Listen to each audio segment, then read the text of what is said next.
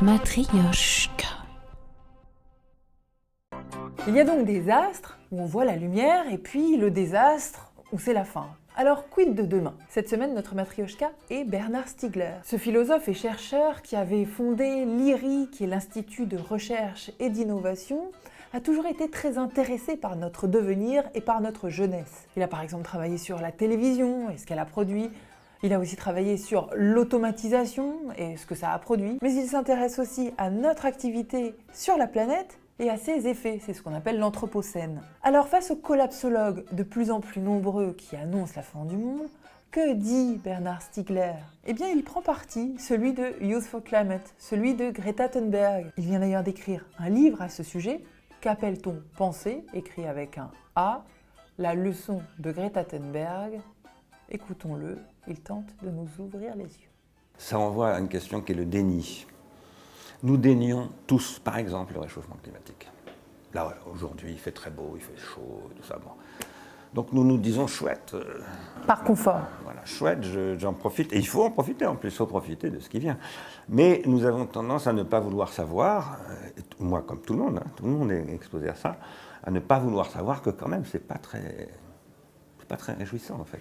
En quoi Greta Thunberg apporte quelque chose quand elle parle? Est-ce qu'elle est juste une mascotte, un symbole, ou est-ce qu'elle apporte quelque chose dans sa vision du monde? Elle produit ce que Michel Foucault et les Grecs appelaient la parésia.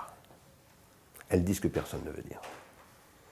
C'est ce qu'on traduit le mot parésia par le franc-parler. Elle parle franchement.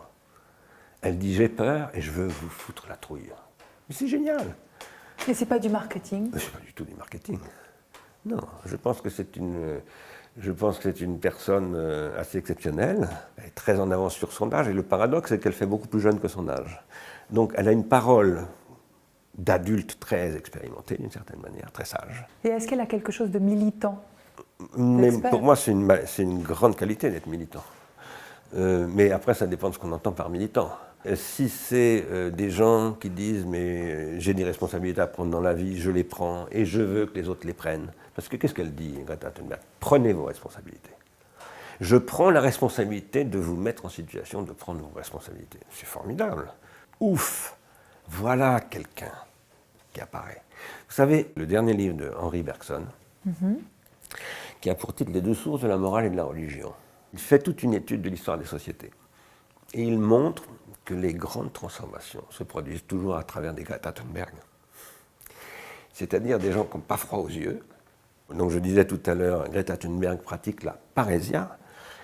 Michel Foucault parle de Solon.